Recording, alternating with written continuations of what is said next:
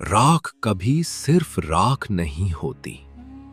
कभी कभी उसमें एक कहानी जलकर सोई होती है।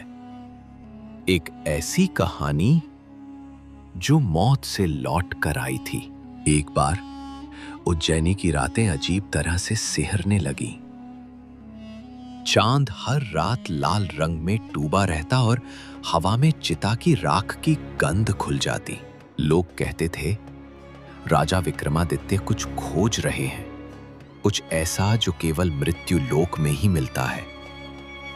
राजा विक्रमादित्य की सभा में एक दिन एक त्रिकालदर्शी ज्योतिषी आया, जिसकी आंखें सफेद थीं लेकिन भविष्य उसे साफ दिखता था। हे सम्राट, उसने कांपती आवाज में कहा, आपके जीवन में वो रात आने वाली है जब आप जीवित रहकर मृत्यु लोक की यात्रा करेंगे और वहां से कुछ ऐसा लाएंगे जिससे पृथ्वी का संतुलन डगमगा सकता है। विक्रमादित्य मुस्कुराए, लेकिन उनके महामंत्री वररुचि ने तुरंत कहा, राजन, ये कोई साधारण चेतावनी नहीं। मृत्युलोक की बातें सिर्फ किंवदंतियां होती हैं, पर विक्रम के लिए हर रहस्य एक चुनौती था। रात के तीसरे पहर राजा अपने कुछ विश्वास पात्र सैनिकों के साथ शहर के बाहर स्थित उस प्राचीन शमशान घाट पहुंचे, जहां कहा जाता था कि हर अमावस्या को एक गुप्त द्वार खुलता है जो मृत्यु के संसार की ओर ले जाता है। एक बूढ़ा साधु वहां पहले से बैठा था। उसकी आंखों में अजीब चमक थी। राजा विक्रम, तुम इस द्वार को पार करना चाहते हो? जान लो, यहाँ से जिसने प्रवेश किया वो लौटा जरूर, लेकिन वैसा कभी नहीं रहा जैसा वो था। राजा ने सिर झुकाया। अगर मेरा भाग्य वहां है तो मैं उसे यहीं क्यों ढूंढूं? जैसे ही घड़ी ने तीसरा प्रहर पूरा किया, चिता की आग में से एक द्वार प्रकट हुआ। जैसे ही विक्रम ने द्वार पार किया, उनके सामने एक दूसरी दुनिया थी, मृत्यु लोक।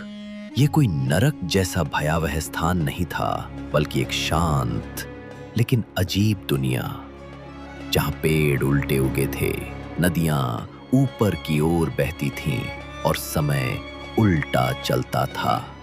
यहां केवल आत्माएं थीं, कुछ शांत, कुछ बेचैन और कुछ ऐसी जो अपना रहस्य किसी को बताना चाहती थी।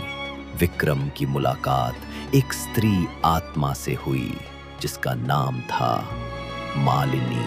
उसकी आंखों में शताब्दियों की पीड़ा थी। राजन, मैं इस लोक की रखवाली करती हूँ, पर यहाँ कुछ बदल रहा है। कोई आत्माएं इस संसार से भाग रही हैं, कोई इस पार आ रहा है जिसे नहीं आना चाहिए था। मालिनी विक्रम को एक प्राचीन स्याह मंदिर में ले गई, जिसके अंदर केवल मृत आत्माएं प्रवेश कर सकती थीं, लेकिन विक्रम का शरीर जीवित था। फिर भी वो मंदिर के अंदर जा सके, यह किसी बड़ी भविष्यवाणी का संकेत था। मंदिर के अंदर एक गुप्त कमरा था, जहां 13 सीढ़ियां थीं। हर सीढ़ी पर एक आत्मा की कुर्बानी की गंध थी। जब विक्रम आखिरी सीढ़ी पर पहुंचे, वहां उन्हें मिला एक पिंजरे में बंद एक काला शिशु, जिसकी आंखें पूरी तरह लाल थीं। वो रो नहीं रहा था, बस विक्रम को घूर रहा था। ये वही है जिसे देवताओं ने बंद किया था। ये मृत्यु और जीवन के बीच का रहस्य है। विक्रम ने उसे छुड़ाना चाहा, लेकिन मंदिर हिलने लगा, दीवारों से चीखें निकलने लगी। मालिनी चिल्लाई, मत छूना इसे, अगर ये बाहर गया तो पृथ्वी पर जीवन और मृत्यु की सीमा मिट जाएगी। अब विक्रम को मृत्यु लोक से भागना था, लेकिन रास्ता बंद हो चुका था। हजारों आत्माएं जो वर्षों से बंधी थीं, अब विक्रम के जीवन को छूना चाहती थीं, वो जीवन जो उन्हें कभी नहीं मिला।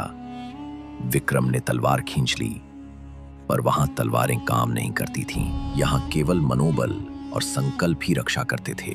मालिनी ने कहा, राजन, आपको एक आत्मा छोड़नी होगी, एक जिससे आप जुड़े हैं, तभी द्वार खुलेगा।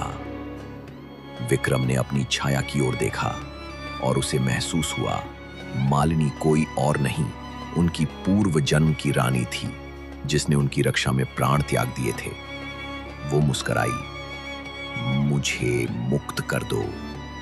और जैसे ही विक्रम ने उसकी आत्मा को जाने दिया, द्वार फिर से प्रकट हुआ।